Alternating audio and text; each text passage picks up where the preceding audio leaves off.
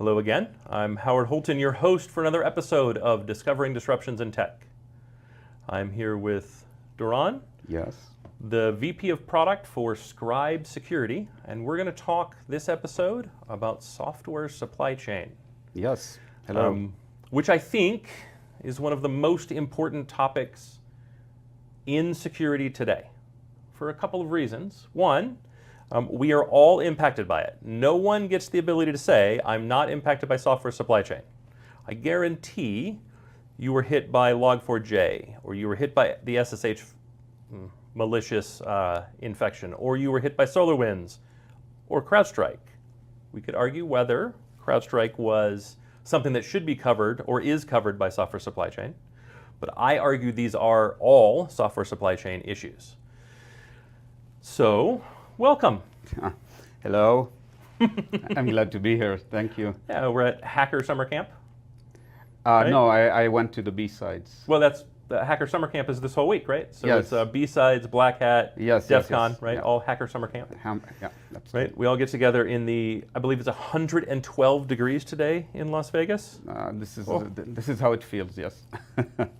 It feels like we simply moved 1,000 miles closer to the sun by coming to Las Vegas. It's Probably so. Yeah. Not my favorite location to spend time, but I do like seeing all the faces that I only get to see over Zoom, right? Having Yes. some fun conversations. Mm-hmm. So let's talk about, I think one of the big issues with software supply chain is I don't think it's super well understood by those in cybersecurity. I don't think it's super well understood by those in software development. And I think it's kind of a shared responsibility. I don't think anybody gets to say, not my problem. But I also don't think you have people jumping up and saying, I got this, it's my responsibility, right? So what exactly is software supply chain? So we can start and say that organizations that appoint product security executives start understanding better. It also has a relationship with DevSecOps. So those that are in this profession, and there are not a lot of people there, also tend to understand what software supply chain means, and it entails several things. So the first thing that comes to mind is open source that you use and the risks that come with that. This is a supply chain issue. And then software that you use, commercial software off the shelf, you install or you use from the cloud as SaaS. And this is something you don't have transparency into, so this is also a software supply chain issue. And then the software you build as a software producer is also going through many steps in your internal software factory. This is also software supply chain. So the software supply chain is an end-to-end or cradle-to-grave kind of process. Sure, but it's so much of it is about the inherited risk, yes, rather than the first-party risk, right? Like I have the ability to track the things I use first-party. Where it becomes complex is, we'll take Log4j as the example, right? Log4j was so damaging not because of the software I produced. That was damaging fine, but I had control over it. But the software that everybody else that I purchased also used, the other companies yes. that I leveraged also used. And let's be honest, there was no transparency. There wasn't little transparency, there wasn't lack, there was none, right? And so I think part of the problem was I didn't know everywhere I had Log4j because there was no system in place to say, this is something I need to be aware of. And before that happened, right, even SolarWinds was somewhat first party. I bought SolarWinds, the problem was with SolarWinds, right? So that's a little bit more kind of linear. I may have never bought Log4j and still had it running 500 times in my environment. Exactly. Right. And also you may have not declared this or specified this as a direct dependency, right? For sure. It came in as a transient dependency from somewhere else. But I want to point out also that software supply chain with the first party scenario is also an interesting risk or story here, because consider a large development organization. It is a black box. You put in source code and you get deployment on the other side, or product releases, and you don't know the exact machinery, or nobody actually can track all the processes, all the checks, all the steps that the software undergoes. And what happens is that, for instance, consider a SaaS company. You deploy artifacts that you're not sure where they came from, right? Inside your first-party software. 100%, right? I pay my developers to be fast, yeah, right? And security is a friction point, which friction, by very definition, slows things down. Mm-hmm. Right? It's why DevSecOps is such a complex thing to do, because I pay my people to be fast in development. So that makes it, that adds that layer of complexity, that adds that layer of kind of criticality, and it massively, exponentially increases the risk. Yep. Right? And so that's, again, I think, where software supply chain and software supply chain tools start to become important, right? The more of that I can automate, the more of that I can kind of track and add transparency, mm-hmm. Yep. the more value I'm going to get, lowering my risk and reducing the friction. Yes. So transparency is the first step. The second step is to automate, to put in place guardrails so that development speed is not hampered, but boundaries are not crossed, right? So for instance, a very simple example to relate to is unreviewed code, right? Someone commits code and it gets deployed to production without being reviewed by another developer or two other developers. So how do you enforce that? How do you make sure that all the code is reviewed? And we saw cases like that in large organizations that found applications being released without proper review. Sure, yeah. Sure, happens all the time. Yeah, right. Again, we always make exceptions when speed is the requirement. Yeah, right. And the reality is we should never make exceptions when speed is the requirement. Yes. Right. But we live in the real world. So it's about speed, but I think you can attain this speed and still be more organized. So sometimes it's not about the requirement of speed, but just disorder. Well, I also don't think the requirement of speed is a real requirement. I think we execute it because it's easy. Like, it's an easy thing to say is a requirement. Yeah. But I think we also set ourselves up for failure by setting expectations that aren't challenged, by setting expectations that aren't really reasonable. And sometimes what is also not reasonable is our process takes too long, because we also don't think about, is our process reasonable? Does our process set the right expectations? Does our process perform the way we wish our process to perform? Yeah. And that's where automation and automated tools can give us massive improvements, right? I would rather have a tool that is 80% as good as humans and 10 times as fast, because we're less likely to skip the tool. Yep. Right? And so I think that's kind of where we're coming to with these software supply chain tool sets is, are they perfect? No, but neither are humans. Do they give us the ability to do the same thing 10 times as fast? I mean, you tell me.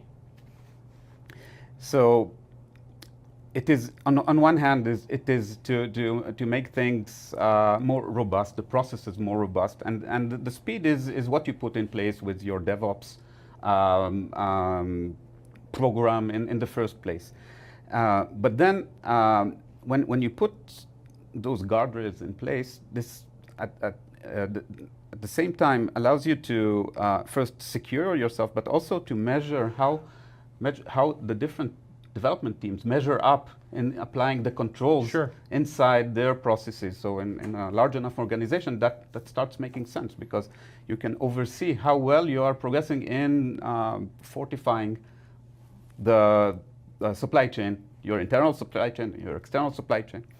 So yeah, for sure, right? There's a lot of value. If I'm the CTO of a Fortune 1000 and I have 250 software development teams internally, DevOps teams internally, knowing that 90% of them are following procedure, I probably don't need software supply chain to do that. Knowing what 10% aren't, and what 10% aren't consistently, I probably need and would benefit from tooling to help me better understand that, so that I can then take the proper corrective action. Yes, and I think that in more organizations than in the large part of organizations, it is a process to bring up the security up to par with this ideal that you're describing of 90% following the. That would be a beautiful organization, wouldn't it? Yeah. So it is a process. You put in some sensors that start giving you the metrics that you require to see who is performing and how, and you can then give feedback and advance until you reach the level of security that you require. For sure. I also want to make something clear, because it becomes really easy to say, not my problem. I have these other things. I have EDR, I have SOAR, I have perimeter management, I have network segmentation. Yeah. The reality is, it is in fact your problem, because you also patch. Yeah. And I shouldn't have to argue that patching is the #1 most fundamental security practice. Yep. SBOM is just an extension of patching, isn't it? Like logically, doesn't it line up in that same kind of way? Prevent the house from coming on fire, don't build a perimeter around the fire.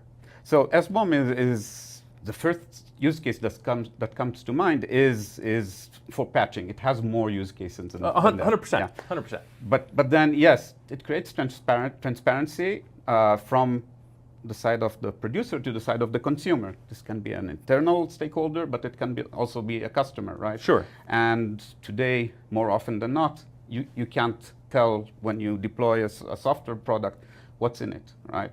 So yes, you get the chance to track all the new publications of vulnerabilities when you have an SBOM in place. Mind you that this is not a full solution yet. It is still in its early days, right? Because not all the components in an SBOM actually are relevant, and sometimes it is very hard to identify the actual package when you query for it in the different vulnerability services that it's still only as good as the data that's in the system. Yeah. And there's a level of completeness we still have to get to, and there's a level of transparency we still have to get to, and there's probably simply blind spots that we're just not addressing that we'll find over time, right? Yeah. No one has solved the problem in any other space either, so this shouldn't come as a surprise. There is no perfect patching, there's no perfect asset management, there is no perfect perimeter security, there is no perfect network segmentation. All platforms are evolving, right? Yes. It's not about being perfect, it's about being better today than we were yesterday. It's about being better and about instilling the habit of being transparent and making this the best practice as part of any process of software building. And first party and third party. Yeah. Right? It's about making that level of transparency the best practice with the vendors that we purchase from as well.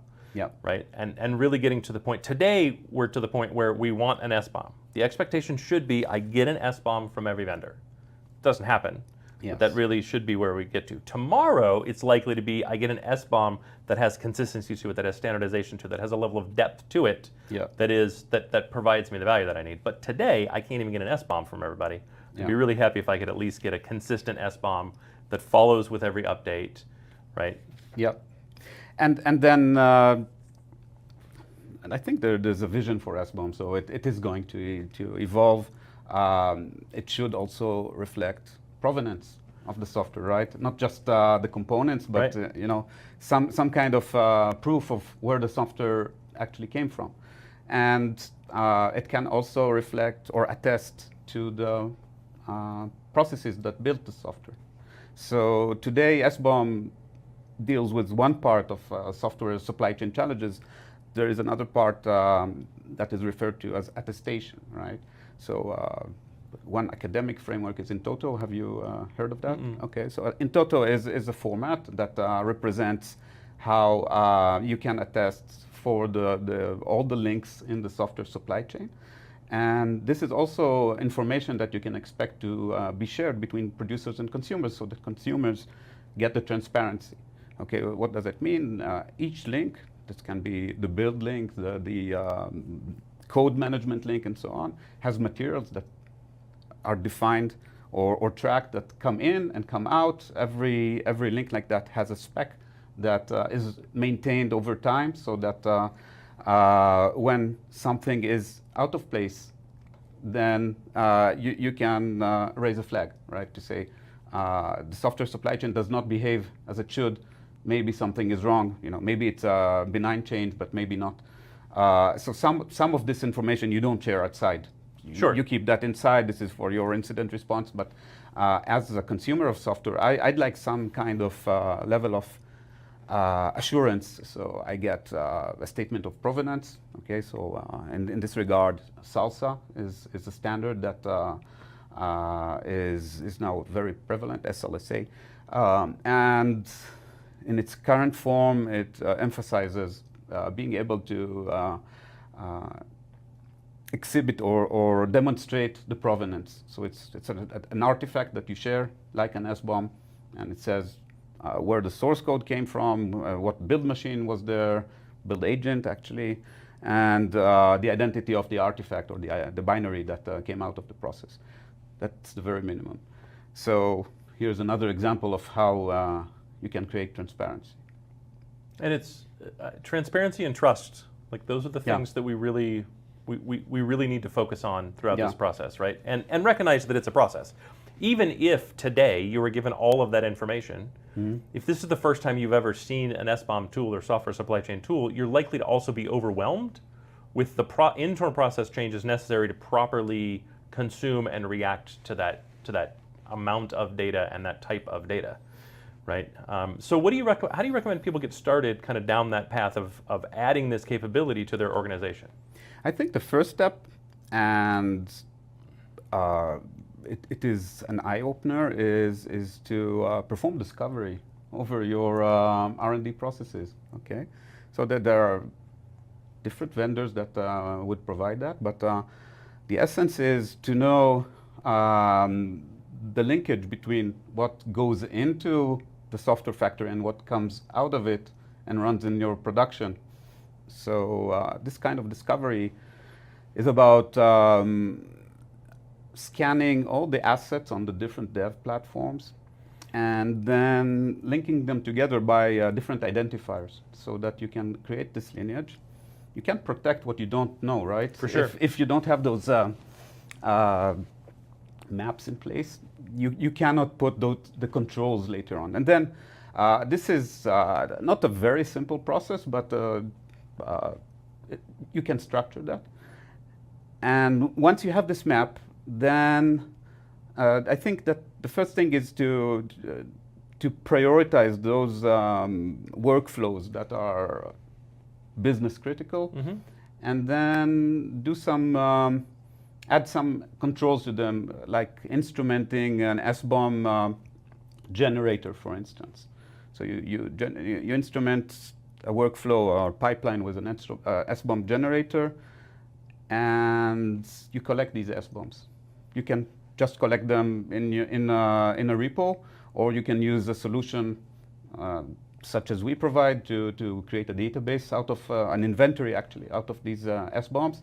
And once you have that in place, there's immediate value to be gained. So you can track all the Log4j's instances in your inventory. You can track new publications of vulnerability CVEs and find out where you're affected. And then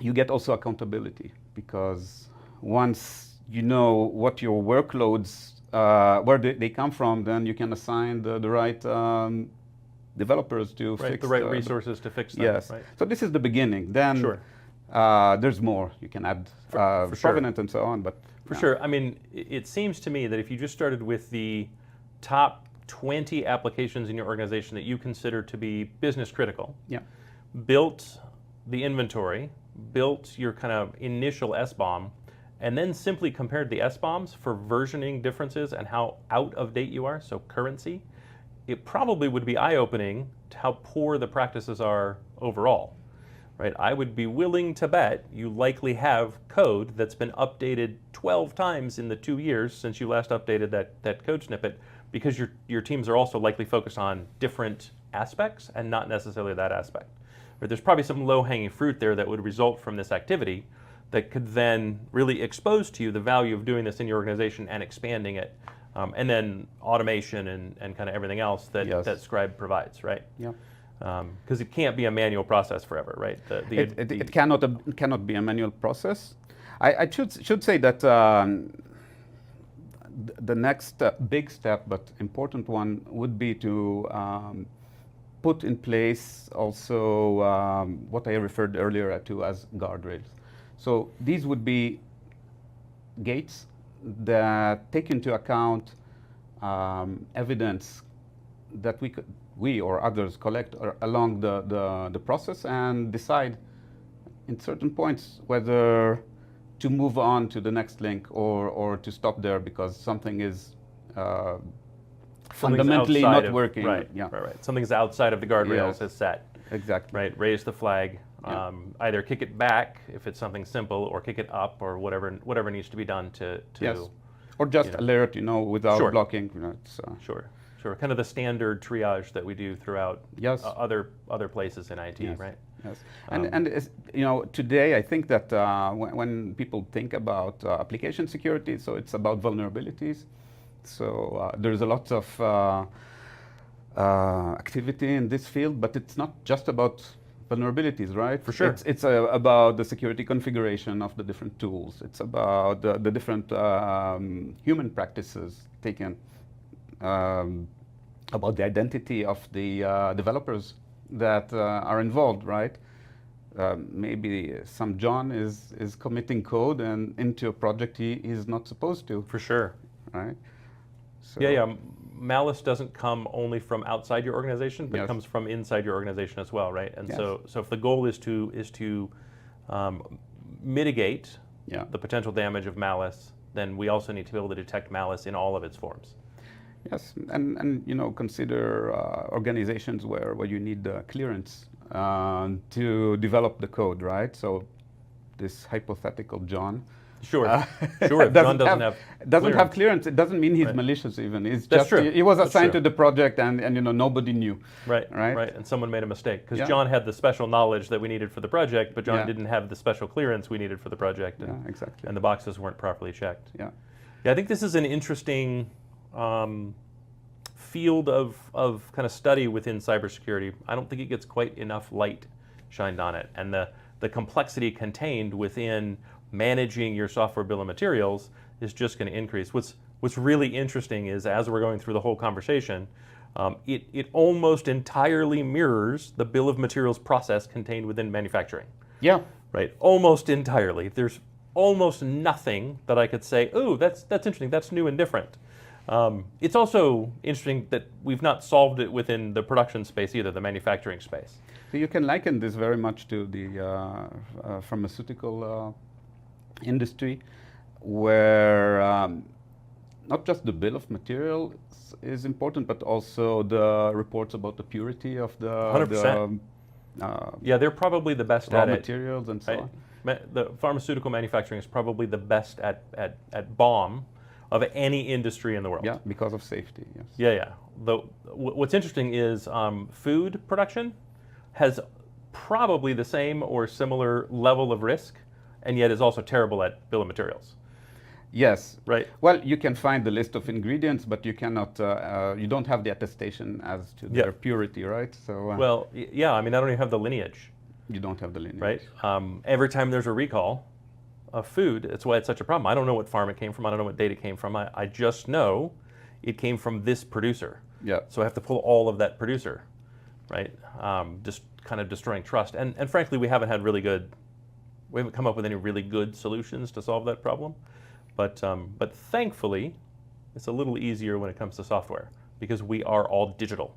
We are digital, and everything is trackable, right? Everything leaves a footprint, and this footprint we call evidence. And the important thing about evidence that you can collect it. The second important thing about this is that if you collect it in context, then it creates this lineage, not just of where the software came from, but a graph of knowledge of all the metadata about this software. So who touched it, when touched it, why touched it, and so on.